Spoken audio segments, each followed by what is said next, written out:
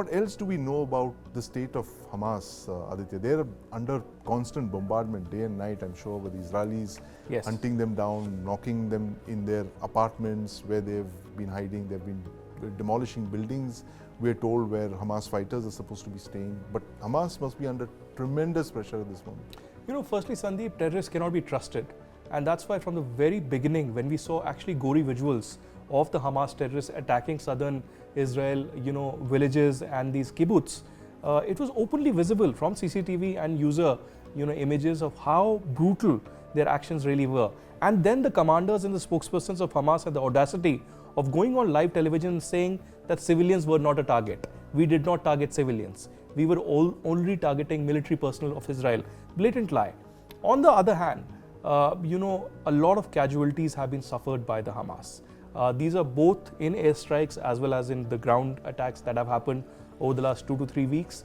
We are also hearing reports from different areas in central as well as in other areas of Gaza, where people who are staying in the ground floor areas are saying that actually there's firing happening underneath, and there are people pleading to save us. So it seems that in many areas Hamas terrorists could be actually stuck inside these tunnels. Inside these tunnels. So these tunnels that were used to escape the IDF were used to actually carry a lot of ammunition and missiles and rockets, perhaps will become tombstones of these very Hamas terrorists who are actually occupying them and do not have a way out. Right. In fact, Israeli Prime Minister Benjamin Netanyahu said that he outlined the 3 objectives of the Israeli military. The first one is to destroy Hamas, the second is to rescue the hostages, and finally it's to ensure that Gaza is never used as a launch pad against Israel.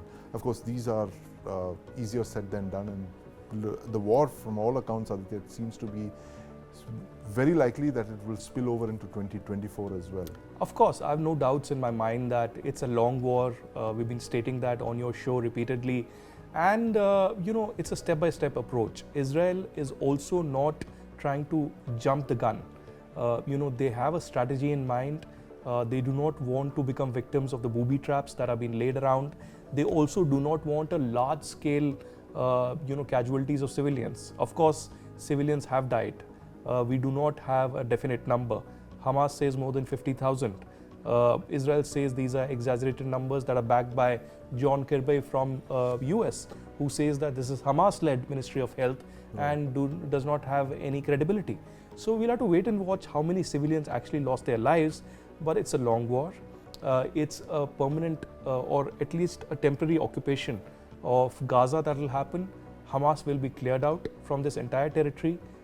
It will be a new reality, just like Benjamin Netanyahu has mentioned, and I think US will back them till the time the last Hamas terrorist is actually eliminated, but it will be a long task because, as I said, a lot of these Hamas terrorists have merged with the local population, and in the local population as well, there will be a lot of people who are radicalized.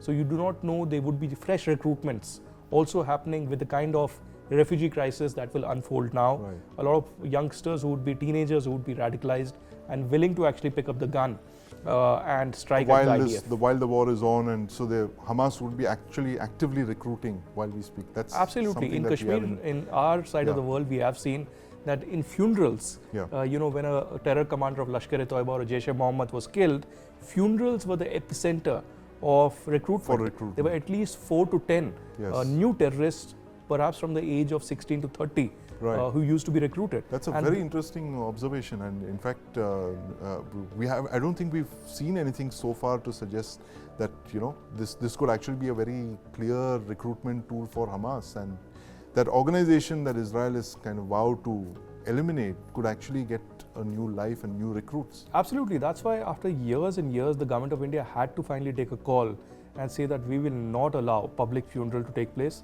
Only the immediate family members will be allowed. In this particular case, since the war is on, it's an active situation and it's a small area that we are talking about, so it will be a complex operation. There are other priorities for Israel right now. That includes hostage rescue, that includes killing the Hamas and trying to save their own soldiers from the booby traps and the tunnel shafts that are laid out all across the city. So yes, they're trying to push the civilians away towards the border, but also trying to ensure that they do not face any more casualties, because if the numbers are correct, they already faced about 65 casualties in the last 45 IDF days. has, yes. But that's a very small number, Yes.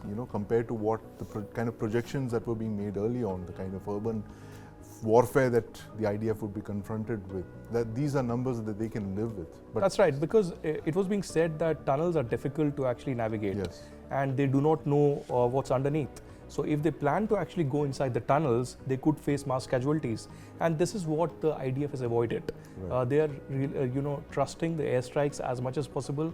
Of course, with the local intelligence from the Amal and Shin Bet, they're trying to launch operations both on ground and from sea as well as from air.